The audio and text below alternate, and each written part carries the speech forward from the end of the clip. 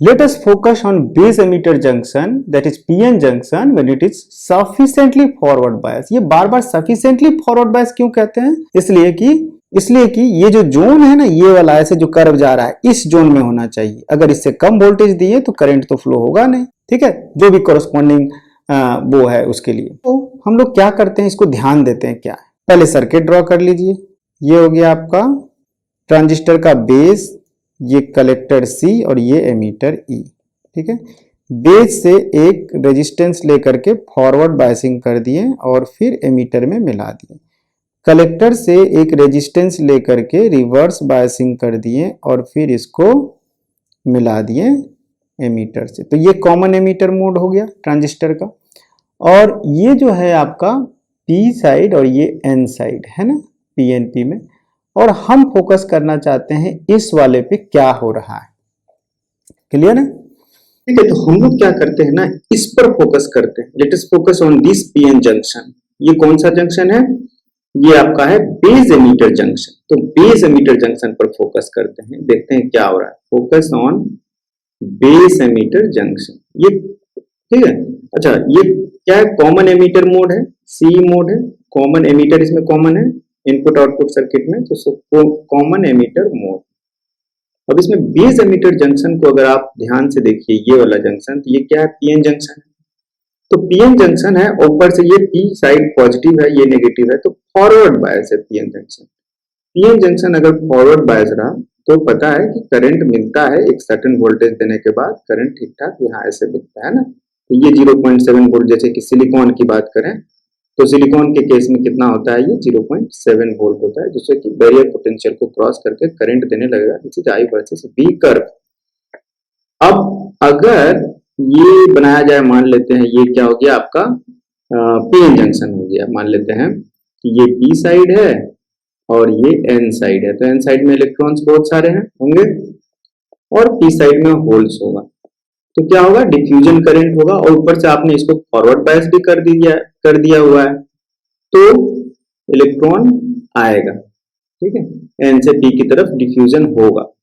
अब जब ये डिफ्यूजन होगा, कुछ इलेक्ट्रॉन्स इधर आ जाएंगे इस तरह से, तो डिफ्यूजन करंट फ्लो होगा। लेकिन होता क्या है कि PN है नहीं, यहाँ तो PNP तीनों है। तो फिलहाल केवल इतना समझिए कि ये फॉरवर्ड बायस देने के लिए इसको इलेक्ट्रॉन को खींच पा रहा है ऐसे, ठीक है, क्योंकि ये पॉजिटिव साइड है फॉरवर्ड बायसिंग में, हमें पता है। तो इसकी वजह से तो प्रॉपर बायसिंग होना जरूरी है। ये वोल्ट नहीं मिला तो ये 0 इलेक्ट्रॉन में बैठा रहेगा, फिर वो खींच नहीं पाएगा, इसलिए प्रॉपर बायसिंग होना चाहिए, फॉरवर्ड बायसिंग। तो क्या क्या मान लेते हैं, पॉइंट्स लिखते हैं, एक नंबर पॉइंट्स, ठीक है, पॉइंट वाइज समझते हैं। Due to forward biasing potential barrier decreases and diffusion current flows, ठीक है, ये होगा। दूसरा नंबर है कि इलेक्ट्रॉन्स तो इधर आ रहे हैं, ये इलेक्ट्रॉन्स आने के बाद ऐसे जब फ्लो होंगे तो करंट फ्लो होगा, लेकिन बहुत सारे इलेक्ट्रॉन्स ऐसे होंगे जो यहाँ पर आकर के होल से रिकम्बाइन कर लेंगे, ठीक है। और रिकॉम्बिनेशन की वजह से एक दूसरे, यहाँ पर करंट नहीं बनेगा, लेकिन हम लोग देखेंगे कि यहाँ पर बेस से एक दूसरा लाइन निकलता है, जिसकी वजह से वहां करंट बनता है। लेकिन हाँ, ये समझ जाइए कि इलेक्ट्रॉन इस पार से उस पार जब कलेक्टर साइड में जाता है ना, अभी अभी देखेंगे हम लोग, ठीक है, तो तब जाकर के कलेक्टर करंट बनेगा। ये अभी एमीटर करंट इधर से जो आ रहा है वो तो एमीटर करंट है, कोई दिक्कत नहीं। लेकिन बेस में जैसे कि बेस से एक देखिए, ये जो है आपका एमीटर करंट है, क्योंकि एमीटर करंट है, क्योंकि इसके इलेक्ट्रॉन्स इधर जा रहे हैं, उतने हिसाब से ये एमीटर करंट है। लेकिन ये यहाँ तक एमीटर करंट है, लेकिन यहाँ पर बेस करंट, यहाँ पर जो है ना वो करंट एमीटर नहीं है, क्योंकि ये बेस से कनेक्शन है, और ये हम देखेंगे अभी थोड़ी देर बाद। पहले इतना केवल, ज्यादा इसको नहीं समझिए, इतना केवल समझिए कि फॉरवर्ड बायसिंग होने पे ये करंट देगा, सो डिफ्यूजन करंट मिलेगा इसको। दूसरा नंबर है प्रॉपर फॉरवर्ड बायसिंग, ठीक है। While electron diffuses and moves from N side to P side, many of electrons recombine and electron hole pair vanishes, ठीक है। एंड वेनिश होने का मतलब क्या होगा? वहां पे इलेक्ट्रॉन्स देखेंगे। साथ साथ क्या होता है, many electron diffuses from P side to N side, ये डिफ्यूजन हो रहा है, but many of the electrons recombined and electron hole pair also happens. That means electron hole pair होने पे क्या हो जाएगा, इलेक्ट्रॉन खत्म हो जाएगा, इलेक्ट्रॉन होल पेयर डिफ्यूज हो जा रहा है, इलेक्ट्रॉन होल में गिर गया तो इलेक्ट्रॉन होल पेयर वैनिसेस, ये भी होता है साथ साथ में। ठीक है, इसके बाद हम लोग क्या देखते हैं now, since emitter is heavily doped and base is lightly doped and also very thin, so current I, that is emitter current, is primarily due to electron diffusion and very little due to hole diffusion। मतलब क्या हो रहा है, इसको समझिए, इसमें बहुत ज्यादा इलेक्ट्रॉन्स हैं तो इसका डिफ्यूजन, होल का भी डिफ्यूजन इधर है, वो भी एमिटर करंट में कंट्रीब्यूट करता है, बट होल्स तो अपने आप बहुत कम है, और ये बहुत थिन होने की वजह से क्या होता है ना कि होल्स का पार्टिसिपेशन बहुत कम होता है, ये तुरंत इधर चला जाएगा तो कलेक्टर साइड में चला जाता है। तो एनीवे ये जो बोल रहा है, ये बोल रहा है कि प्राइमरीली जो होता है ना, जो एमिटर करंट है वो होल की वजह से नहीं बल्कि किसकी वजह से होता है, इलेक्ट्रॉन डिफ्यूजन की वजह से। ठीक है, मेजॉरिटी चार्ज कैरियर से, जैसे मान लेते हैं पीएन जंक्शन को अगर ढंग से समझें, ये ले लेते हैं तो एक बार और इसको ड्रॉ करते हैं और एनपीएन तीनों को ड्रॉ करते हैं, मान लेते हैं थिन लेयर ऑफ पी, ज्यादा थिन तो दिखा नहीं सकते हैं, और इस साइड में जो है दो होल्स हैं, यहाँ पे कुछ होल्स हैं, बहुत एक दो तीन ही होल दिखाएंगे, लाइटली डोप्ड का मतलब ये हुआ, और यहाँ पर बहुत सारे इलेक्ट्रॉन्स हैं, ये भी मॉडरेटली डोप्ड है तो इसमें भी कुछ इलेक्ट्रॉन्स हैं, majority charge carrier. Minority charge carrier एक दो यहाँ वहाँ होंगे दोनों साइड में। ठीक है, इसी तरह से यहाँ भी डोपिंग है तो कहीं एक दो इलेक्ट्रॉन्स भी होंगे नहीं। तो अब इसमें इसको ध्यान से समझिए क्या होता है कि डिप्लीशन रीजन जो है कहाँ कहाँ होगा, डिप्लीशन रीजन आपको यहाँ भी होगा, यहाँ और यहाँ भी होगा, इन दोनों जगह डिप्लीशन रीजन होगा। कैसे, ये N है, ये P है और ये N है, तो NPN पर भी डिप्लीशन जोन होगा और इधर NPN पे दोनों जगह डिप्लीशन जोन होगा, तो ये डिप्लीशन जोन। ठीक है, अब होता क्या है, कहने का मतलब ये है कि जब आप बायसिंग करते हैं, फॉरवर्ड बायसिंग करते हैं, किसको फॉरवर्ड बायसिंग किए हैं, बेस एमिटर को फॉरवर्ड बायस किए। बेस एमिटर फॉरवर्ड बायस का मतलब ये हो गया कि ये एन टाइप है तो इसको आपने नेगेटिव किया, पी टाइप को पॉजिटिव किया है, तो रेजिस्टेंस वगैरह लगा दिए हैं तो अच्छा है, नहीं लगाए तो भी चलिए मान लेते हैं ये लगा दें पॉजिटिव, ये नेगेटिव। ठीक है, तो ये फॉरवर्ड बायसिंग हो गया, ये फॉरवर्ड बायस आपने कर दिया है। और उसके बाद आप क्या करते हैं, इसमें होता क्या है पहले इस चीज को समझिए, ये फॉरवर्ड बायस करते हैं तो ये इलेक्ट्रॉन को अपनी तरफ खींचता है, ऐसे खींचता है, ये इलेक्ट्रॉन को अपनी तरफ खींचता है तो इलेक्ट्रॉन को स्पीड मिला और वो इस तरफ मूव हो गया। तो इलेक्ट्रॉन के पास दो ऑप्शन है, क्या, ये इसमें चला जाए, है ना, ये इलेक्ट्रॉन जो आया वो इसमें चला जाए और ऐसे आकर के एमिटर करंट बना दे। उसके पास एक और ऑप्शन है कि वो इसके होल से रिकम्बाइन करे, ठीक है, और रिकम्बाइन करने के बाद ये जो है इसमें भागे, इसमें करंट इधर तरफ करंट निकाले। ठीक है, और उसके पास एक और ऑप्शन है, वो ऑप्शन ये है कि क्योंकि ये लाइटली डोप्ड है, बहुत पतला है, उसमें इतनी एनर्जी अगर है कि वो इससे टकराए भी नहीं और इससे निकलते हुए इस फील्ड में आ जाए, इस जोन में आ जाए, इस डिप्लीशन जोन में आ जाए। ठीक है, डिप्लीशन जोन को क्रॉस कर ले, इधर आ जाए, मतलब इधर को क्रॉस करते हुए, इधर को क्रॉस करते हुए इस जोन में आ जाए। तो जैसे ही इलेक्ट्रॉन इस जोन में आएगा तो और अगर आपने इसको भी बायस कर दिया, कैसा बायस किया है, इसको कर दिया है आपने forward bias, sorry reverse bias कर दिया, इसको आपने कर दिया है रिवर्स बायस, एन को कर दिया है नेगेटिव, इसको कर दिया है पॉजिटिव, उल्टा हो गया, इसको कर दिया है पॉजिटिव और इसको कर दिया है नेगेटिव, आपने इसको रिवर्स बायस कर दिया। और एमीटर कॉमन है तो ये लीजिए कॉमन एमीटर कर दिया हमने। ठीक है, कॉमन एमीटर मोड। अब थोड़ा सा फिर से समझिए, ये इलेक्ट्रॉन्स जो हैं फॉरवर्ड बायसिंग की वजह से इधर आए, लेकिन इसको एनर्जी इतनी मिली हुई है, प्लस ये जो पी टाइप है बहुत पतला है, बहुत लाइटली डोप्ड है, तो ये इलेक्ट्रॉन इस तरफ आ गए क्रॉस करते हुए। जैसे ही इस तरफ इलेक्ट्रॉन आए, इन इलेक्ट्रॉन्स को रिवर्स बायस की वजह से इन्होंने अपने तरफ खींच लिया। देखिए ध्यान दीजिए, ये पॉजिटिव साइड है, इन्होंने अपने तरफ खींच लिया। तो क्या हो रहा है कि मेजॉरिटी ऑफ इलेक्ट्रॉन जो कि एमिटर साइड से कलेक्टर साइड में आ जाते हैं बीच से होते हुए, मेजॉरिटी ऑफ इलेक्ट्रॉन, और कुछ ही इलेक्ट्रॉन्स होंगे जो क्या होंगे कि इससे होकर के, मतलब ऐसे ही होता है, बेस का लाइट डोपिंग का मतलब ही यही है, लाइट डोपिंग करने से वो यहाँ पे रिकॉम्बिनेशन बहुत कम हो पाता है और तुरंत क्रॉस कर जाता है। अच्छा, ये तो एक बात हो गई कि बहुत सारे इलेक्ट्रॉन्स आए ऐसे क्रॉस करते हुए और ये करंट बनाती है जो कि कलेक्टर करंट है। लेकिन कुछ इलेक्ट्रॉन्स इससे आके रिकम्बाइन करते हैं और रिकॉम्बिनेशन के लिए, न्यूट्रलिटी के लिए फिर वापस इलेक्ट्रॉन ये सप्लाई कर देता है, मतलब होल सप्लाई कर देता है ऐसे कहिए। तो इसकी वजह से यहाँ एक करंट बनता है, समझ रहे हैं? ये करंट जो बनेगा रिकॉम्बिनेशन की वजह से बनेगा, जो होल्स के अंदर हो रहा है, ठीक है, जो सॉरी पी टाइप बेस के अंदर हो रहा है। तो क्या हो रहा है कि यहाँ पर एक करंट फ्लो हो रहा है। तो यहाँ दो चीजें हो रही है, एक इलेक्ट्रॉन डिफ्यूजन की वजह से दूसरे साइड में जंप कर जाना, कलेक्टर साइड में, और फिर करंट फ्लो कराना, और एक हो रहा है कि रिकॉम्बिनेशन जो कि बेस एरिया में हो रहा है। और तो कौन सा ज्यादा होगा, बताइए आप, कौन सा ज्यादा होगा? ये वाला करंट ज्यादा होगा कि ये वाला करंट ज्यादा होगा? ये करंट बहुत कम होगा, क्योंकि ये होल और इलेक्ट्रॉन का रिकॉम्बिनेशन से बन रहा है, और ऑलरेडी पता है कि रिकॉम्बिनेशन का प्रोबेबिलिटी बहुत कम है, क्योंकि ये लाइटली डोप्ड है। बस इतना ही समझना है। तो ये जो करंट आएगा, ये जो करंट बनेगा, कौन सा? ये करंट, मतलब जो इलेक्ट्रॉन इधर आ जाएगा, इलेक्ट्रॉन, ये वाला इलेक्ट्रॉन का कुछ पोर्शन जो इधर आ जाएगा, उसकी वजह से जो करंट बना वो हो गया आपका बेस करंट। और जो इलेक्ट्रॉन इस साइड आकर के, ऐसे आकर के जो चला गया, वो क्या हो गया आपका? वो हो गया आपका कौन सा करंट? Collector current. तो ये करंट जो इलेक्ट्रॉन उधर आ गया, तो ये आईसी दे दिया आप, समझ रहे? ये आईसी हो गया। और आईसी और आईबी दोनों मिल करके यहाँ पर जो एमीटर से टोटल नंबर ऑफ, मतलब कि कह लीजिए कि कंपनसेशन के लिए होल या इलेक्ट्रॉन ऐसे जो मूव हो रहा है बैटरी के थ्रू, ये आई हो गया। तो ये वाला छोटा सा जो मोटा में दिखा रहा हूं, यहाँ पर आई करंट फ्लो हो रहा है, समझ रहे?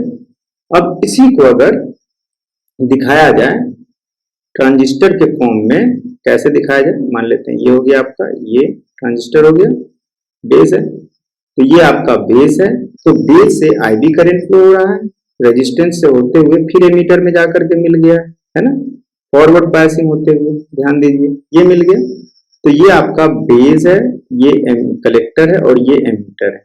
और करंट जो है आपको सीधे दिख रहा है कि करंट कैसा जाएगा, एमीटर का करंट कैसा और बेस का करंट कैसा। फिर इसी तरह से बेस से कलेक्टर की तरफ रिवर्स बायस होते हुए, तो ये एन टाइप पी टाइप, ध्यान रखिएगा, ये एन है, ये पी है, और ये एन है। तो अब क्या होगा? रिवर्स बायस का मतलब कि यहाँ पर क्या करेंगे हम लोग, एक दे देते हैं रेजिस्टेंस के साथ एक बैटरी दे देते हैं, ठीक है। तो ये यहाँ पर हो गया, ये आपका फॉरवर्ड बायस हो गया, बेस एमीटर। और फिर क्या करते हैं यहाँ पर, ये ऐसे जा करके कलेक्टर से, ये कलेक्टर हो गया, ध्यान दीजिए, ये कलेक्टर हो गया, कलेक्टर से जाकर के वापस एमीटर में जाना है और reverse bias, collector base junction जो होता है रिवर्स बायस करना है। लेकिन अब थोड़ा सा कंफ्यूजन होगा कि मैं कह रहा हूं कि कलेक्टर बेस जंक्शन को रिवर्स बायस करना है, और जबकि बायसिंग कर रहा हूं कलेक्टर एमीटर को ना, ठीक है, इसको भी क्लियर कर लेते हैं। कलेक्टर के साथ एमीटर का कर रहा हूं, जबकि बोल रहा हूं बेस का, तो थोड़ा सा कंफ्यूजन होना तो स्वाभाविक है, ठीक है। लेकिन ये जो हमने जो बैटरी लगाया है इस कलेक्टर का एमीटर के साथ कॉमन करके, उसका मेन पर्पज है इसको रिवर्स बायस करना, और ये है कलेक्टर बेस जंक्शन, ठीक है, कलेक्टर बेस जंक्शन है ये। और इस बैटरी का, इसलिए इसको सफिशिएंटली हाई बैटरी रखा जाता है वोल्टेज, ठीक है, जिससे कि हाई इसलिए रखा जाता है कि ये रिवर्स बायस रहे हमेशा, समझ रहे? ठीक है, ये रिवर्स बायस रहे। अब थोड़ा सा अपने से दिमाग लगाइए कि अगर इसको बहुत कम रखेंगे तो क्यों ये रिवर्स बायस नहीं रह पाएगा, ठीक है। ऑब्वियसली नहीं रह पाएगा, इसलिए कि मान लेते हैं कि ये 0 वोल्ट है, इसको हमने दिया ही नहीं, तो इसका मतलब कि ये वाला जो पोटेंशियल है, जो कि इस बैटरी का नेगेटिव पोटेंशियल सपोज 0 है, तो ये भी 0 हो गया। और ये अगर 0 हो गया, और ये जबकि पॉजिटिव साइड से पॉजिटिव है, तो ये तो आपका फॉरवर्ड बायस हो गया ना, क्योंकि ये पी टाइप है, ये एन टाइप है, तो फॉरवर्ड बायस हो गया। तो आपको इसका बायसिंग करने के लिए ज्यादा आपको इसका वैल्यू ऐसा रखना होगा कि ये रिवर्स बायस, और वो पॉसिबल है, ठीक है, वो पॉसिबल है, बहुत इजीली पॉसिबल है। इसलिए कि इसको ज्यादा वोल्ट रखिएगा तो इसके क्रॉस, इस पॉइंट का जो वोल्टेज होगा इसके कंपेयर में ज्यादा होगा। तो जैसे ये हाई पोटेंशियल पे हो जाएगा, ये लो पोटेंशियल पे हो जाएगा, इसकी वजह से तो ये रिवर्स बायस हो सकता है, और वही होता है, ठीक है। तो क्लियर हो गया ये सारा, इसको इससे कंपेयर कर सकते हैं आप, ठीक है। एक रेजिस्टेंस नहीं दिए, दे सकते हैं ये रेजिस्टेंस, तो ये चीज हो गया आपका। अब नेक्स्ट पॉइंट की बात करते हैं। कौन सी पॉइंट? इफ पॉइंट करते हैं। तो मोस्ट ऑफ दीज इलेक्ट्रॉन्स, ये जो इलेक्ट्रॉन्स की बात कर रहे हैं, मोस्ट ऑफ जो एन साइड से पी साइड से होते हुए कलेक्टर की तरफ भाग रहे हैं, so most of these electrons do not recombine, ये हमने कहा है ना, most of these electrons, these मतलब जो एन साइड से पी साइड की तरफ भाग रहे हैं, most of these electrons do not recombine with holes in p side due to two reasons, बहुत इंपॉर्टेंट रीजंस, दो रीजंस की वजह से ऐसा होता है। पहला है, एक रीजन ये है कि do not get sufficient time as base is very thin, thin होने की वजह से तुरंत निकल जाता है बेस से कलेक्टर साइड में, है ना। इसमें तो समझना बहुत डिफिकल्ट नहीं है। और दूसरा बात है, होल्स आर लाइटली डोप्ड, तो ज्यादा होल्स उसको रिकॉम्बिनेशन के लिए मिलेगा ही नहीं। बेस जो है ना लाइटली डोप्ड, ठीक है, बेस है जो लाइटली डोप है। तो इन दो रीजंस की वजह से इमिटर साइड के मैक्सिमम इलेक्ट्रॉन्स जो है वो भाग जाते हैं कलेक्टर साइड में और कलेक्टर करंट बना देते हैं, जबकि बेस साइड में बहुत कम प्रोबेबिलिटी से होल्स जो है वो रिकम्बाइन होकर के बेस करंट बनाते हैं। लेकिन यहां पर सवाल एक ये है कि जब तक ये रिकॉम्बिनेशन होगा नहीं, यानी कि बेस करंट नहीं होगा, तो कलेक्टर में भी कोई फायदा नहीं होगा, कलेक्टर में करंट नहीं जाएगा, ठीक है, क्योंकि बेस को क्रॉस करके ही तो कलेक्टर में जाना है। आप बेस को फॉरवर्ड बायस मत कीजिए, तो पता चला कलेक्टर में कुछ भी करंट नहीं गया, ठीक है। यही ब्यूटी है ट्रांजिस्टर्स का, यही कि आप बेस में थोड़ा सा भी करंट अगर फ्लो होने देते हैं तो कलेक्टर में बहुत सारा करंट फ्लो हो जा रहा है। This is the beauty, ठीक है। So if it recombines base section में दो in very small amount because of biasing, forward bias किया हुआ है, current flows but probability is very low, ठीक है। If it recombines in very small amount because of forward biasing, emitter base junction की बात कर रहे हैं, current IV will flow with little probability, मतलब IV का वैल्यू बहुत कम होगा, ठीक है।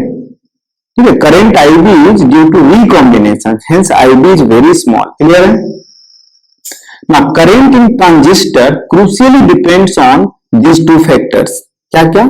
Thickening of base layer and doping of base emitter and collectors, ठीक है, ये बहुत इंपॉर्टेंट हो जाता है। Current in transistor crucially depends on two factors, thickening of base layer, कितना थिकनेस है, and doping of base emitter and collector. So बहुत इंपॉर्टेंट हो जाता है कि किसको किस तरह से डोपिंग दिया गया है। नेक्स्ट चलते हैं हम लोग इनपुट आउटपुट सर्किट और उसके जो कैरेक्टरिस्टिक है वो धीरे धीरे समझते हैं। ये हमारा ट्रांजिस्टर है, कैसे बन रहा है देखिए, ध्यान दीजिए हमेशा कैसे हम लोग बना रहे हैं, और बार बार इसको बनाइए, प्रैक्टिस हो जाएगा आपको, ठीक है।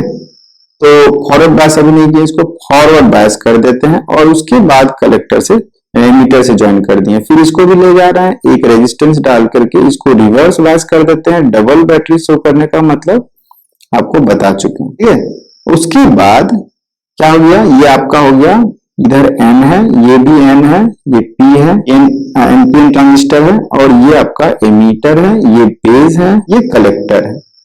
जो करंट यहां से फ्लो हो रहा है, पहली बात तो ये है करंट, ये I एमीटर है, नहीं, ये आपका रिवर्स बायस में करंट है तो I कलेक्टर है, और फॉरवर्ड बायस में ये IB बेस करंट है। इसका नाम हम लोगों ने VCC दिया है, इसका नाम हम लोगों ने VBB दिया है, क्लियर है। इस सर्किट को बोलते हैं इनपुट सर्किट, ये जो है ना ये सर्किट, ये इनपुट सर्किट बोल लीजिए, इसको इनपुट साइड बोल लेते हैं, ठीक है, इनपुट साइड, और ये है आउटपुट साइड, ठीक है। ये कॉमन एमीटर मोड है, कोई कंफ्यूजन नहीं है इसमें, कॉमन एमीटर मोड, जो कि प्राइमरीली हम लोग यूज करते हैं एनपीएन में। इन नॉर्मल ऑपरेशन हमें पता है ये फॉरवर्ड बायस रहेगा और आउटपुट सर्किट रिवर्स बायस रहेगा। इफ बायसिंग इज प्रॉपर, अब ध्यान देने वाली बात है, if biasing is proper, proper biasing में प्रॉपर का मतलब क्या हुआ कि सफिशिएंट बायसिंग होना चाहिए, बहुत कम नहीं होना चाहिए जिससे कि ये रिवर्स बायस हो जाए, सफिशिएंटली रिवर्स बायस होना चाहिए और सफिशिएंटली फॉरवर्ड बायस होना चाहिए। प्रॉपर का मतलब समझ में आ गया। If biasing is proper, then देखा गया है क्या कि IC बाई I बेस, ये जो होता है इसका हम लोग बोलते हैं बीटा, ठीक है, एंड दिस रिमेन्स कांस्टेंट, ठीक है, IC बाई IB, या चेंज को बोलते हैं, जैसे कि बीटा DC इसका नाम है, बीटा DC, और delta IC by delta IB का नाम है, सॉरी बीटा लिख दिए, delta IC by delta I base को बोलते हैं beta AC. Normally beta AC और बीटा डीसी का वैल्यू एक ही के बराबर होता है, same. Beta AC normally same and they are almost same, ठीक है, बीटा एसी में। दूसरी बात क्या है कि जंक्शन, यहां पर जंक्शन पे अगर आप देखिएगा तो ये आईबी है, ये आई सी है, तो आई इक्वल टू आपको मिलेगा आईबी प्लस आई सी। जंक्शन लॉ यूज कीजिएगा, तो कोई इसमें बहुत ज्यादा तेल नहीं मारना है, ठीक है। तो आई को आईबी को हम लोग क्या लिख सकते हैं आईसी के टर्म में, IC by beta, IB equal to IC by beta, yes, इस वाले इक्वेशन से लिख सकते हैं, प्लस आईसी। तो इसको अगर आप आईसी कॉमन लीजिएगा तो ये हो गया 1 प्लस बीटा बाई बीटा, नहीं, तो इसका मतलब हो गया आईसी बाई आई, यहां पे आ जा रहा है IC by I, this is equal to beta by 1 plus beta, और इसको बोला जाता है अल्फा, ठीक है। ये एनालिटिकल एस्पेक्ट्स हम लोग डिस्कस कर रहे हैं। अब देखते हैं कि अल्फा एंड बीटा क्या है। अल्फा क्या रिप्रेजेंट करता है, alpha tells us what fraction of emitter current goes to collector, जो कि हमारा आउटपुट है, ठीक है। What fraction of emitter goes to collector, significance समझ रहे हैं ना, what fraction of emitter goes to collector, यहां से जितने भी इलेक्ट्रॉन्स इस तरफ जा रहे हैं उसमें से कुछ इलेक्ट्रॉन इधर चले जाएंगे और बाकी इलेक्ट्रॉन ऐसे होते हुए ऐसे ऐसे चला जाता है। ये चीज समझना है कि जो इलेक्ट्रॉन एमीटर में भेजा था बेस से टकराते हुए आगे कलेक्टर में एंटर कर जाने के लिए, उसका कितना पार्ट इधर चला गया और कितना पार्ट बेस में गया, समझ रहे। तो अल्फा का सिग्निफिकेंस समझ में आ गया। और बीटा क्या बोलता है, बीटा टेल्स अस, बीटा क्या बोलता है, what is the ratio of output current to input current, input base current, ठीक है। सिंपल सी बात है, बहुत ज्यादा इसमें कुछ नहीं करना है।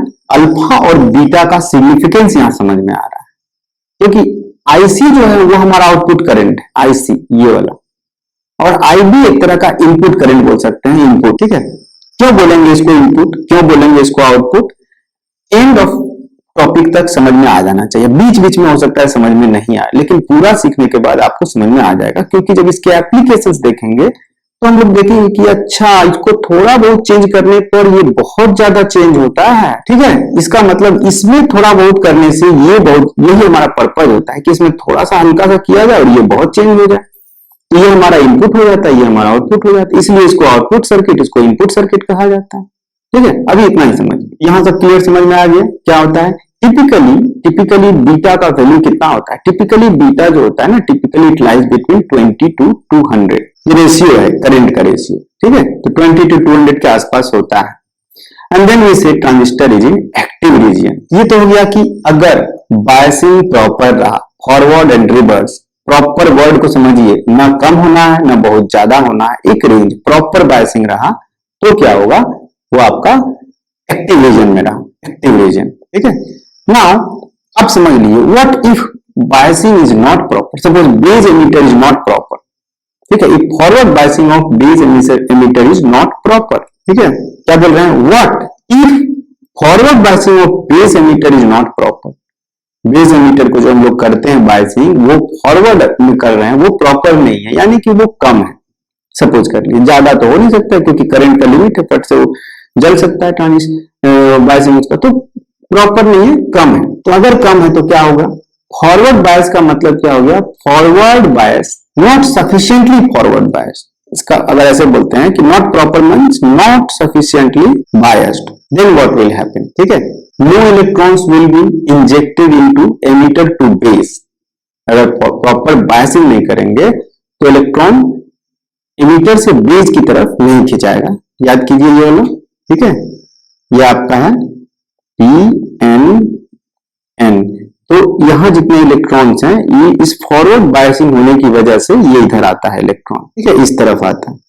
तो क्या लिखेंगे, no electrons will be injected into the base, electron emitter to base, and there will be no collector current. मतलब क्या हो गया, समझ रहे हैं, no electrons will be injected from emitter to base and hence there will be no collector current, IC 0 हो गया। आपने अगर फॉरवर्ड बायसिंग प्रॉपर नहीं दिया, मान लेते हैं जो बायसिंग देते हैं इस वाले जोन में ही, यहाँ ऐसे है ना, तो इसके नीचे ही बायसिंग दिया, V इक्वल टू 0.2 वोल्ट दिया, यहाँ कहीं दिया, तो क्या होगा, फॉरवर्ड बायसिंग तो हुआ नहीं, फॉरवर्ड बायसिंग तो यहाँ पे होगा, सिलिकॉन का एग्जांपल ले लीजिए तो 0.7 वोल्ट होता है, तो आपने उसको प्रॉपर फॉरवर्ड बायसिंग दिया, इलेक्ट्रॉन को खींच नहीं पा रहा है, तो कलेक्टर साइड में नहीं दे रहा है, तो कलेक्टर करंट जीरो होगी, ठीक है।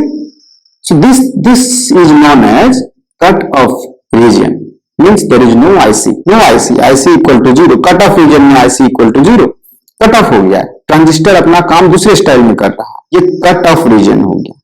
तो एक्टिव रीजन में भी आपको समझ में आया, और कट ऑफ एक्टिव जब forward and reverse bias proper है, और कट ऑफ रीजन जब हमने फॉरवर्ड बायस क्या किया, नहीं दिया है प्रॉपर, सफिशिएंट फॉरवर्ड बायस नहीं दिया, तो वो कट ऑफ रीजन हो गया। If base emitter junction is properly biased, ऐसा भी तो केस हो सकता है कि बेस एमिटर जंक्शन को हमने प्रॉपरली फॉरवर्ड बायस तो किया, लेकिन बेस कलेक्टर जंक्शन को प्रॉपरली फॉरवर्ड बायस नहीं किया, तो क्या होगा, व्हाट, इस कंडीशन में क्या होगा, what if base emitter is properly biased but base collector junction is not properly reversed biased, properly reverse bias उसका नहीं किया गया, तब प्रॉपरली रिवर्स बायस का मतलब मैंने क्या बोला था कि इसको सफिशिएंटली हाई होना चाहिए इसके कंपेयर में, सपोज कीजिए वो बहुत कम है, ठीक है, वेरी लो है, VCC इज वेरी लो, समझिए इसको, मान लेते हैं VCC क्या है, बहुत लो है, if VCC is very low, तो क्या होगा, इस डायग्राम को देखिए, इसमें आप इक्वेशन में VCE किसको बोलेंगे, VCE, यहां से यहां के पोटेंशियल डिफरेंस को आप VCE बोल सकते हैं, दिस इज VCE, ठीक है। और VCE जो है, VCE अगर यहां से जाते हैं तो VC equal to VCC, VCE equal to VCE equal to VCC, कैसे जा रहे हैं, यहां से ये मान लीजिए 0 वोल्ट है, चलिए इसको 0 वोल्ट कर देते हैं, ठीक है, 0 वोल्ट है, तो कैसा हो रहा है, कैसे जा रहे हैं, यहां से ऐसे गए तो VCC, और फिर करंट ऐसे जा रहा है हाई टू लो की तरफ, माइनस इसका जो रेजिस्टेंस होगा RL into IC, minus RL into IC, यही होगा। अब सवाल आता है VC इक्वल टू क्या आया, VCC माइनस RL IC, तो इफ इसमें क्या हो रहा है, देखिए मान ले देते हैं कि VCC को हमने अगर छोटा रखा, VCC को कम रखा, तो VCC को कम रखेंगे तो हमें क्या चाहिए, VCC को अगर हम कम रखते हैं ऑलरेडी, तो RL IC तो और उससे माइनस हो रहा है, तो VC जो कि कलेक्टर और एमीटर के बीच का बायसिंग है, अगर VCC को बहुत स्मॉल रखेंगे, ऑलरेडी VCC से एक चीज माइनस होकर के तब VCE दे रहा है, कलेक्टर एमीटर के बीच का, मतलब ये जो है पोटेंशियल, ये पोटेंशियल बहुत घट जाएगा क्योंकि माइनस हो रहा है, तो घटेगा का मतलब ये हो गया कि इसके कंपेयर में भी, क्योंकि ये इससे कनेक्टेड है, अब देख लीजिए, ठीक है, ये भी जीरो पोटेंशियल है, मान लेते हैं ये VB है और ये VC है, ठीक है, तो VC जो है घट जाएगा ना ILRL VC से, ठीक है, तो क्या हो जाएगा कि VC का वैल्यू घटेगा, जैसे जैसे इसका वैल्यू घटेगा VB के कंपेयर में, तो ये रिवर्स बायस, ये रिवर्स बायस का इसका प्रॉपर्टी कम होते जाएगा, फिर ये एक समय ऐसा भी आ सकता है कि VC ये जो वोल्टेज है, ये वोल्टेज इतना कम हो जाए कि इसके कंपेयर में लो पोटेंशियल पर हो जाए, जबकि इस वाले रीजन को हमको रिवर्स बायस रखना है, रिवर्स बायस मतलब ये हाई पोटेंशियल पे होना चाहिए, और इसको हाई पोटेंशियल रखने के लिए आपको VCC को हाई रखना होगा, इतना समझिए ध्यान से, हमें चाहिए ये base collector junction reverse bias में होना है, ध्यान रहे आपको, ठीक है, इस वाले जंक्शन को रिवर्स बायस करने के लिए इसका हाई होना थोड़ा जरूरी है, और उसका एग्जाम्पल कैसे सोचना है, तो सपोज कीजिए मैं नहीं देता हूं, अगर मैं ये नहीं देता हूं, यहाँ पे एकदम जीरो ही कर देता हूं, तो क्या हो जाएगा, ये जीरो पे आ गया, तो ये तो जीरो पे आ गया, जबकि ये VB पे, ठीक है, ये हाई पोटेंशियल पे, ये हाई अगर हो गया बेस और कलेक्टर लो हो गया, तो पीएन जंक्शन, ये वाला पीएन जंक्शन तो फॉरवर्ड बायस हो गया, हमको तो चाहिए रिवर्स बायस, तो इसलिए इसका पोटेंशियल ज्यादा होना जरूरी है, सो दैट कि ये रिवर्स बायस रहे, ठीक है। तो if VC becomes very small, then base collector junction may be hardly reverse biased or may be zero biased, forward bias भी हो सकता है, so in that case this mechanism will not work, that is वो जो equation beta वाला जो relationship है that will not hold good, because इसमें क्यों नहीं, ये काम क्यों नहीं करेगा, ये रिलेशनशिप होल्ड गुड क्यों नहीं करेगा? सुनिए, ये एक्टिव रीजन में नहीं है, इसलिए क्यों नहीं, सुनिए, because collector has no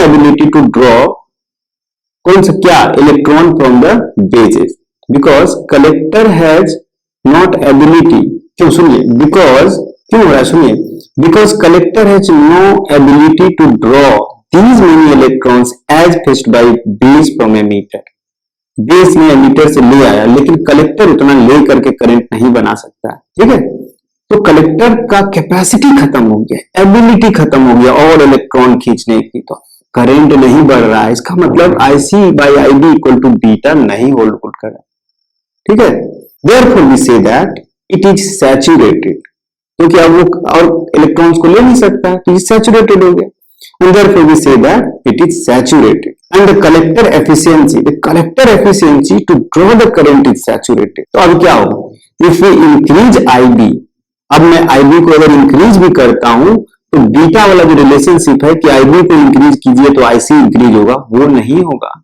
ठीक है, ये जो रिलेशनशिप है beta equal to IC by IB active region में था कि अगर ये कांस्टेंट है, कांस्टेंट रखने का मतलब अगर IB बढ़ाएंगे तो IC भी बढ़ेगा, वो नहीं होगा, सैचुरेशन जोन में नहीं होगा, so if we increase IB proportionally IC will not increase, है कि नहीं, so in that case beta equal to IC by IB is not valid, ऐसे लिख देते हैं, प्रोपोर्शनलिटी नहीं होल्ड करता है, and if this happens then this is known as saturation region, ठीक है, तो ये तीनों रीजन के बारे में हमने डिस्कस किया, active region, cut off region और सैचुरेशन रीजन, ठीक है, समझ में आ गई। अब हम लोग ट्रांजिस्टर कैरेक्टरिस्टिक के बारे में सीख रहे हैं, ट्रांजिस्टर कैरेक्टरिस्टिक क्या होता है, कैरेक्टरिस्टिक का मतलब करंट, वोल्टेज डायग्राम, ये हमें पता है, ठीक है, तो IV कैरेक्टरिस्टिक की अगर बात करें, IV कैरेक्टरिस्टिक इसमें V जो होता है that is across the junction, याद रखिए, ट्रांजैक्शन में, ट्रांजिस्टर में ये क्या है, ये आपका P है, ये N है और ये N है, लेट अस से NPN में ये है, तो जब हम लोग वोल्टेज की बात कर रहे हैं तो बिटवीन दी जंक्शन बोल रहे हैं, ठीक है, ये कलेक्टर है, ये बेस है और ये एमीटर है, तो इसके क्रॉस जंक्शन की बात करेंगे, इसके क्रॉस जंक्शन, जैसे ये फॉरवर्ड बायस है ना, base emitter is forward bias, तो बेस एमीटर में जब हम बात करेंगे तो फॉरवर्ड बायस बेस एमीटर की बात करेंगे जंक्शन के क्रॉस, ठीक है, तो उसमें एक होता है, आपको सर्किट तो पता ही है आपको कि इसमें इनपुट और आउटपुट दो सर्किट है, एक सर्किट ये है जो कि क्या होता है, रिवर्स बायस होता है, हाई थोड़ा सा हाई वोल्टेज रहता है, और ये है जो कि फॉरवर्ड बायस रहता है, ठीक है, और एक सर्किट ये कलेक्टर में इसे चला गया, सारी चीजें आपको पता है कि ये डायरेक्शन है, इसमें ये करंट IE का डायरेक्शन है, ये आपका करंट IC का डायरेक्शन है और ये आपका करंट IB का डायरेक्शन है, इसको R क्या बोल लिया, L बोल लेते हैं, इसको RB बोल लेते हैं, इसको VBB बोलते हैं और इसको VCC बोलते हैं, यही सब है जो नोमेनक्लेचर में देखे थे। अच्छा, VCE जो हो जाएगा C और E के बीच का हो जाएगा, तो इसमें इस वाले को हम लोगों ने इनपुट सर्किट और इस वाले को आउटपुट सर्किट कहा है, तो जो कैरेक्टरिस्टिक ड्रॉ करेंगे उसमें भी इनपुट और आउटपुट के साइड का अलग अलग इनपुट कैरेक्टरिस्टिक और आउटपुट कैरेक्टरिस्टिक। तो इनपुट कैरेक्टरिस्टिक का बात पहले करते हैं। इनपुट कैरेक्टरिस्टिक्स में क्या है, बेस एमीटर है ना, तो इसमें जो ड्रॉ करते हैं वो होता है आपका बेस करंट IB जो कि बहुत स्मॉल होता है पता है, और बेस एमीटर वोल्टेज BE, क्यों नहीं पता है, जंक्शन का वोल्टेज लेना है, ये बेस एमीटर वोल्टेज, ठीक है। तो base emitter voltage versus I का जो ग्राफ ड्रॉ करेंगे तो नेचर वही रहता है, कौन सा, जो हम लोग ऑलरेडी पढ़ चुके हैं, ऐसे जाएगा ऐसे 0 0 0 लगभग 0, उसके बाद अचानक से ऐसे बढ़े, है ना, ऐसे रहता है। और ये 0.7 वोल्ट ये हम लोगों ने देखा है सिलिकॉन के केस में, अगर सिलिकॉन में डोपिंग किया गया है तो 0.7 वोल्ट में जाकर के लगभग इतना, उसके पहले करंट ऑलमोस्ट 0 रहता है, ये देखा हमने। तो प्रॉपर बायसिंग का मतलब समझ में आ गया आपको, तो ये VB वर्सेस करंट जो है वो इस टाइप का कर्व आएगा, और केवल डिफरेंस नॉर्मल पीएन जंक्शन से हट के यहाँ पे है कि उसमें ये आपको याद होगा कि फॉरवर्ड बायस होता था और रिवर्स बायस होता था। तो रिवर्स बायस में, जो कि यहाँ पे कैरेक्टरिस्टिक का पार्ट नहीं है ऐसे, तो ये माइक्रो एम्पियर में होता था और ये मिली एम्पियर में होता था ना, ऐसे।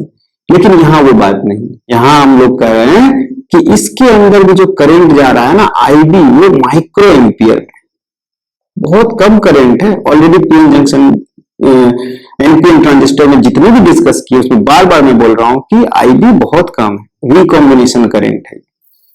तो ये माइक्रो एम्पियर में, ठीक है, एक चीज क्लियर हो गई, ये माइक्रो एम्पियर में है फॉरवर्ड बायस, ठीक है। और सफिशिएंटली बायस्ड अगर नहीं रहेगा तो इसका मतलब कि ये इस जोन में नहीं बल्कि यहां कहीं रहेगा, ठीक है, सो दैट कि इसके अंदर से करंट फ्लो हो रहा है, सो दैट कि वो कलेक्टर करंट को फ्लो करा सके। और अगर सफिशिएंटली फॉरवर्ड बायस कहीं यहां रहा तो ये खुद करंट नहीं फ्लो करा रहा है और कलेक्टर को भी कोई करंट नहीं फ्लो होने देगा, और वो कहलाएगा आपका कट ऑफ रीजन, है ना। तो जब ये हम लोग करेंगे तो इसमें VCE को कांस्टेंट रखा जाता है। This is a curve for VCE equal to constant, ठीक है। जब मैं VCE इक्वल टू कांस्टेंट, जब क्या कर रहे हैं हम लोग, B इसका वेरिएशन करके करंट का देख रहे हैं कि कितना हो रहा है, तो उस समय ये वेरिएशन हम लोग VCE, ये जो है ना, इसको कांस्टेंट रख रहे हैं, आउटपुट कैरेक्टरिस्टिक को कांस्टेंट रख रहे हैं और इनपुट को वेरी करा रहे हैं। तो आउटपुट को कांस्टेंट रखने के लिए हो सकता है कि VCC को थोड़ा सा एडजस्ट करना पड़े, ठीक है, इसको एडजस्ट करना पड़ सकता है सो दैट कि ये कांस्टेंट रहे, ठीक है। We may need to adjust VCC to keep VCE constant। तो ये जो है, ये इनपुट कैरेक्टरिस्टिक का कर्व है, इसमें बहुत कुछ नहीं। नोटिस दैट, तो इसमें एक ही चीज नोटिस करना है, दैट कि this currents are not in milli ampere, in micro ampere. Clear हो गया। तो ये हो गया आपका इनपुट कैरेक्टरिस्टिक। अगर आउटपुट कैरेक्टरिस्टिक की बात करें तो आउटपुट सर्किट में देखिए क्या है। आउटपुट सर्किट में आपको आईसी है, जो करंट फ्लो होगा, ये आपका रिवर्स बायस में ये आईसी है। तो आईसी जो आउटपुट करंट है और वोल्टेज जो है वो VCE, ठीक है। तो वही किया गया, आपको ये ले लीजिए VCE और वर्सेस ये ले लीजिए IC, output current, output voltage. तो इसके ये जो हम करने जा रहे हैं इस समय आउटपुट कैरेक्टरिस्टिक कर्व, तो इसको करने के लिए we may need to adjust IC versus VCE करना है। तो कोशिश करेंगे कि VBE जो है वो कांस्टेंट रहे, IB कांस्टेंट रहना, IB कांस्टेंट। अच्छा, तो ये ठीक है। अब इसको समझते हैं क्या हो रहा है।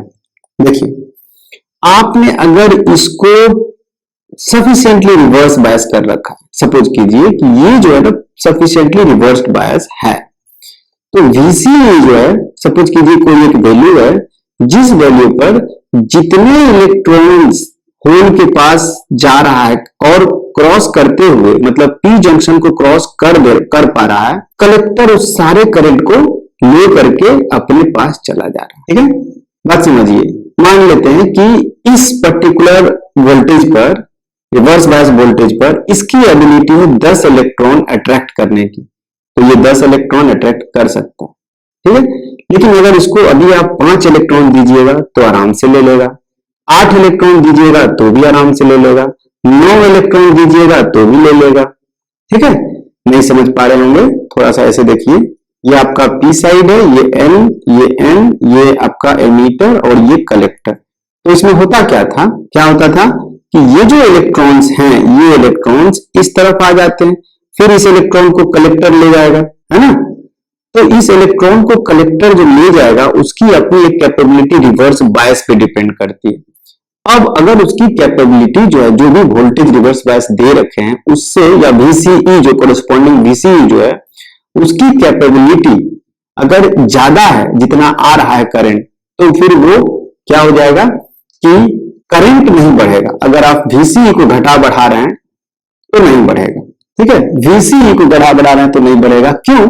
क्योंकि वो डिपेंड कर रहा है कि कितना बेज एमिटर पे डिपेंड करता है, VBE पे डिपेंड करता है कि कितना नंबर ऑफ इलेक्ट्रॉन्स जो है वो इधर आएगा। वो किस पे डिपेंड करेगा? वो VB पे डिपेंड करेगा। ठीक है, अब आपने मान लीजिए पर्टिकुलर एक आईबी करंट, एक पर्टिकुलर कोई वोल्टेज ले लेते हैं, मान लेते हैं 6 वोल्ट या 5 वोल्ट ले लेते हैं। चलिए मान लेते हैं यहाँ पे 5 वोल्ट, कौन सा VCE का वैल्यू 5 वोल्ट है। तो 5 वोल्ट पे कोई एक करंट उसको IC मिल रहा है, ये IC वैल्यू मिल रहा है लेटेस्ट। ठीक है, ये IC मिल रहा है। अब ये आप उसको 6 वोल्ट कर दीजिएगा तो भी हो सकता है IC ही मिले। ध्यान रहे इसमें IB कांस्टेंट है, तो IB कांस्टेंट है और base emitter forward biasing constant है, फॉरवर्ड बायसिंग चेंज नहीं हो रहा है। तो क्या होगा कि कितने नंबर ऑफ इलेक्ट्रॉन एमीटर से बेस में घुसेंगे वो फिक्स हो जाता है। तो जैसे ही वो फिक्स होगा तो IC फिक्स हो गया। अब IC का वोल्टेज बढ़ाने से इलेक्ट्रॉन थोड़ी बढ़ जाएगा, इलेक्ट्रॉन को देने वाला तो कोई और है। तो ये बढ़ाइए तो भी घटाइए तो भी कब तक रहेगा? जब तक कि एक ऐसा सिचुएशन नहीं आ जाए, जिस समय वो सिचुएशन नहीं आ जाए, मतलब रिवर्स बायसिंग को हम कम कर रहे हैं, ध्यान दीजिए, एक ऐसा सिचुएशन नहीं आ जाए कि अब वो जितने इलेक्ट्रॉन्स आ रहा है सबको अपने साथ लेके चला गया। अब और कम कर दीजिएगा तो सारे इलेक्ट्रॉन्स को ले नहीं जाएगा, तब जाकर के IC का वैल्यू कम जाएगा ऐसे सडनली। समझे? तो ये एक वोल्टेज है, ये पर्टिकुलर रिवर्स वोल्टेज है, जिस समय हम कहेंगे कि सैचुरेशन हो गया। अब घटाते गए, अब जितने इलेक्ट्रॉन्स आ रहा है एमीटर से बेस की तरफ, उसको वो ले जा पा रहा है। और कम कर देने से, इससे और कम कर देने से रिवर्स बायसिंग फिर वो नहीं ले जा पाएगा। तो अब वो सैचुरेशन स्टेट ये है। ठीक है, ये पर्टिकुलर एक IB पे है। ठीक है, अब आपने मान लेते हैं IB बढ़ा दिया। जैसे ही IB इंक्रीज करिएगा तो इसका मतलब ये हो गया, IB कैसे इंक्रीज किया? तो यहां पर एडजस्टमेंट करके वोल्टेज वगैरह एडजस्ट कर दिया जिससे IB इंक्रीज होगी। तो जैसे ही IB इंक्रीज होगा तो ज्यादा नंबर ऑफ इलेक्ट्रॉन्स फ्लो होने लगेगा इधर, और ज्यादा नंबर ऑफ इलेक्ट्रॉन फ्लो होने लगेगा तो कलेक्टर करंट भी बढ़ेगा, है ना। लेकिन बढ़ेगा, एक पर्टिकुलर रिवर्स बायस उसको दिए रहिएगा तभी उसके अकॉर्डिंगली बढ़ेगा। एक्टिव रीजन में होना चाहिए। तो मान लेते हैं IB को हमने बढ़ा दिया, ये IB दूसरा है। ठीक है, ये IB दूसरा है, ये IB2 है, ये IB1, कांस्टेंट IB पे निकाल रहे हैं। तो आपने बढ़ा दिया तो उस बढ़ाने के कॉरस्पॉन्डिंग क्या हो गया कि IB भी बढ़ गया, सॉरी IB बढ़ाए तो VCE भी बढ़ गया। लेकिन फिर वही काम जब घटाते जाइएगा तो इस पर्टिकुलर IB पर उसका जो रिवर्स बायसिंग चाहिए वो रिवर्स बायसिंग कहीं यहां पे है जहां पर वो सैचुरेशन हो जाए। ये अब ये सिचुएशन आ गया ऐसे। ठीक है, घट रहा है।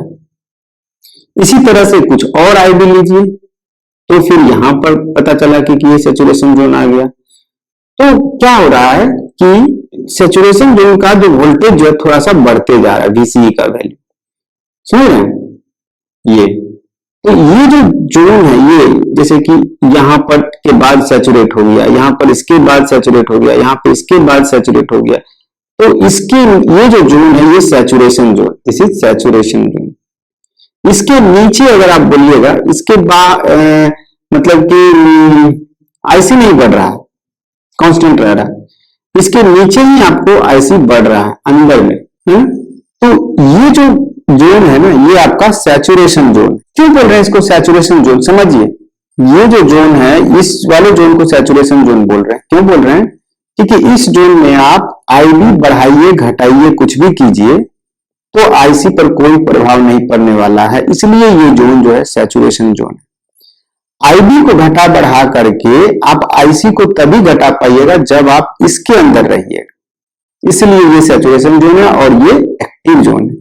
इस जोन में हम लोग क्या कर रहे हैं, IB को बढ़ा रहे हैं तो IC बढ़ जा रहा है। देखिए, एक कर्व को मत देखिए, ऐसे देखिए कि एक कर्व, ये एक पर्टिकुलर IB पर IC का वैल्यू ये था, दूसरा IB हमने बढ़ा दिया तो IC बढ़ गया, तीसरा IB और बढ़ा दिए तो IC और बढ़ गया। वही अगर इस जोन में रहिएगा तो आप IB बढ़ाइए तो भी IC को नहीं बढ़ा सकते, इसीलिए ये सैचुरेशन जोन, ये हो गया सैचुरेशन जोन। ठीक है, समझ में आ गया? तो ये आउटपुट कैरेक्टरिस्टिक समझना बहुत जरूरी। तो भी, और यहां पे हमें अगर IB को कांस्टेंट रखना है तो इसका मतलब कि इसमें IB1 is less than IB2, ठीक है। तो इसमें ये चीज समझना जरूरी है कि अगर IB को कांस्टेंट रखना है तो हमें we may need to adjust VB for a given IB if reverse bias is increased. Suppose करिए रिवर्स बायस को अगर इंक्रीज करते हैं, ये 5 से 6 में इधर ले जाते हैं या डिक्रीज कुछ भी करते हैं, if already reverse bias properly sufficiently reversed bias है, तो उसको भी अगर हम मोर रिवर्स बायस करेंगे तो क्या होगा, उससे कुछ नहीं होगा, आपका करंट थोड़ी बढ़ जाएगा। ऑलरेडी सफिशिएंटली रिवर्स्ड बायस है तो उसको अगर आप और रिवर्स बायस कर देने से आपका कलेक्टर करंट नहीं बढ़ने वाला है। वही चीज, वही जोन यहाँ पे दिख रहा है कि मान लेते हैं कि यहाँ पे सफिशिएंटली रिवर्स्ड बायस है, आपने और बढ़ा दिया तो थोड़ी ना बढ़ गया आपका IC, नहीं बढ़ा, ठीक है। तो वही हो गया आपका। तो दिस इज एक्टिव रीजन, ये जो रीजन है ना, ये एक्टिव रीजन, इसी एक्टिव रीजन में बीटा वाला फॉर्मूला वैलिड होता है। So we have cut off region, if VC equal to 0 base collector becomes forward bias, ठीक है। तो ये आउटपुट कैरेक्टरिस्टिक क्लियर समझ में आ गया। ये output characteristic IC versus VC का कर्व कैसा होगा, पूरा चीज समझ में आ जाना चाहिए। दूसरी बात रही कि मान लेते हैं कि इसको कम करते गए तो 0 कर देते हैं, सपोज कीजिए रिवर्स बायसिंग को, तो ये क्या हो जाता है ना, ये हो जाता है फॉरवर्ड बायस। ध्यान दीजिए, तो 0 करने पे वो फॉरवर्ड बायस हो जाता है। VCE को हमने 0 कर दिया, इसको ग्राउंड कर दिया, तो ये हो जाता है फॉरवर्ड बायस। और फॉरवर्ड बायस का मतलब ये हो गया कि करंट फ्लो होने नहीं देगा। So we get cut off region. Cut off region में कोई करंट फ्लो नहीं होता है। IC इक्वल टू 0 लिखते हैं। If VCE equal to 0, extreme case ले लेते हैं, VCE इक्वल टू 0, देन क्या हो जाएगा कि बेस कलेक्टर बिकम्स फॉरवर्ड बायस। जिसको रिवर्स होना था वो फॉरवर्ड बायस हो गया, तो वो कलेक्टर करंट को 0 कर देगा और ये हो जाएगा कट ऑफ रीजन, जो हम लोग बात कर चुके हैं। ये कट ऑफ रीजन हो गया। एक्टिव रीजन किसको बोले हैं? एक्टिव रीजन वो हो गया जिसमें collector base junction is properly मतलब sufficiently biased to draw current and little change in IB, there is large change in IC. IB by IC equal to B, IC by IB equal to beta is valid. In active region क्या होता है? Active region में IC by IB is equal to beta is valid. ये active region में होगा। इसका मतलब कि वो सैचुरेशन में नहीं है जब आप सफिशिएंटली बायस किए हुए हैं उसको। तो सफिशिएंटली बायस किए हुए हैं तो जितना आप IB बढ़ा करके ज्यादा इलेक्ट्रॉन कलेक्टर के पास दीजिएगा उतना ज्यादा कलेक्टर करंट खींच लेगा वो, ठीक है। तो ये हो गया आपका कलेक्टर को उसको सफिशिएंटली फॉर रिवर्स बायसिंग किया हुआ होना चाहिए, ठीक है। So saturation region when collector is not sufficiently biased, पढ़ते हैं क्या है? When collector is not sufficiently biased, either it is zero biased or let us say forward bias, reverse bias की जगह पे, so that if the electrons are there in the base, then it's not able to attract them, and its capability of drawing electron from the base region is saturated, and that happens when we have large current IC in the load resistance. Resistance में IC current होता है।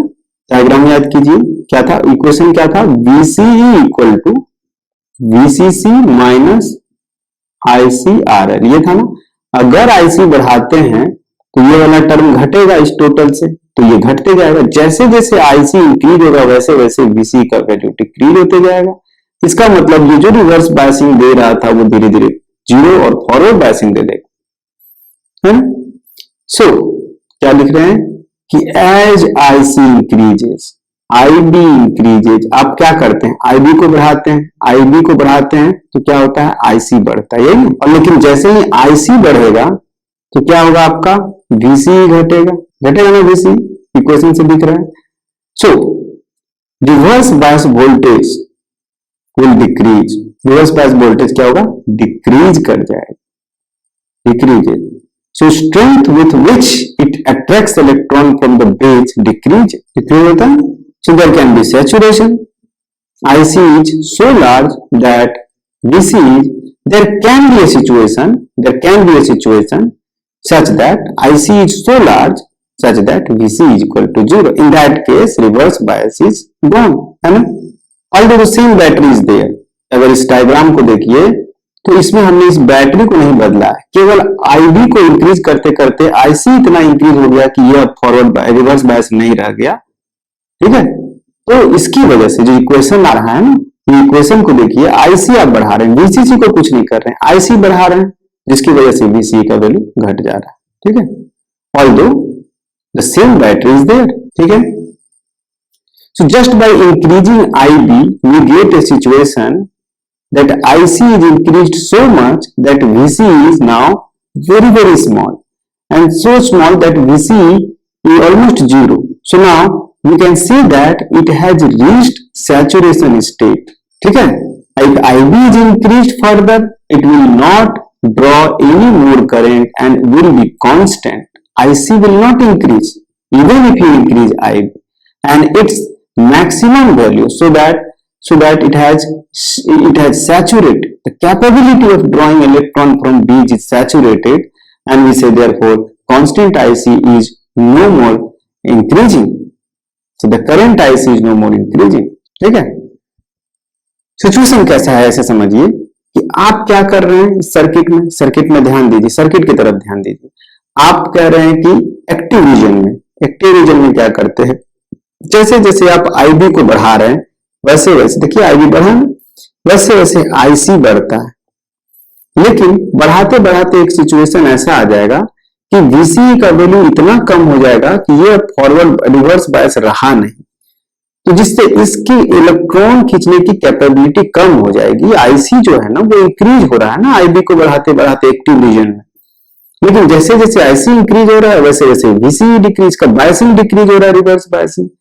तो there can be situation जिस समय वो क्या होगा कि वो सैचुरेशन स्टेट पे आ जाएगा। ठीक है, और वो आईसी को इंक्रीज नहीं कर पाए। ठीक है, ये जो रीजन है ये हमारा एक्टिव रीजन। तो इनपुट और आउटपुट कैरेक्टरिस्टिक आई होप समझ में आ गया। ठीक है।